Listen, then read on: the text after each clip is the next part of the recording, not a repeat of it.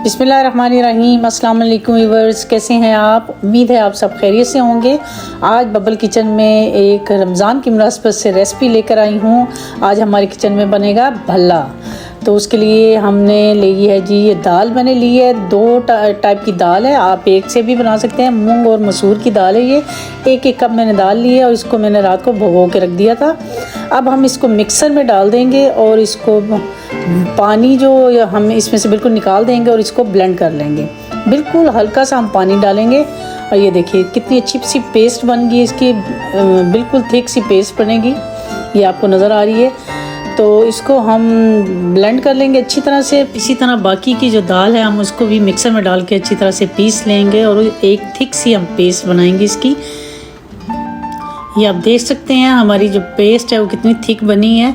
तो बस अब हम इसमें ऐड करना है जी 1 टीस्पून के बराबर हम इसमें नमक ऐड कर देंगे और 1 टीस्पून के बराबर इसमें जाएगा ज़ीरा और इसको हम कर देंगे अच्छी तरह से स्पैचुला की मदद से। अभी हम इसको अच्छी तरह से मिक्स कर देंगे और अब जी हम इसमें ऐड करेंगे मीठा सोडा। ये जाएगा इसमें 1/2 टीस्पून के बराबर इसमें जाएगा और इसको हमने डाल के तो अब हमने जो स्पैचुला है उसको हमने निकाल देना है और अपनी हाथों की मदद से इसको अच्छी तरह से हमने एक ही डायरेक्शन में इसको फेंटना है।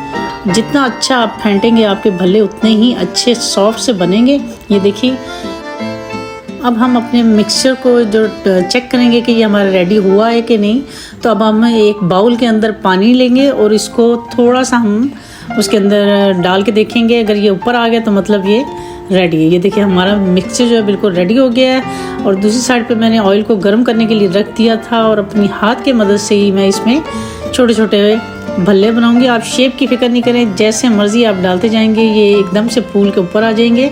ये देखिए मेरे कितने अच्छे से खुद ब खुद ही जब रेडी होने लगते हैं तो ये ऊपर आ जाते हैं। तो बस इसको हमने चम्मच की मदद से इसको साथ साथ हिलाते जाना है और अच्छा सा इसको फ्राई कर लेंगे लाइट गोल्डन सा। ये देखिए इसका कितना प्यारा सा कलर आ गया है। तो बस ये अब हम इसको निकाल देंगे। इसी तरह के हम बाकी के भी जो अपने भल्ले हैं वो हम रेडी कर लेंगे।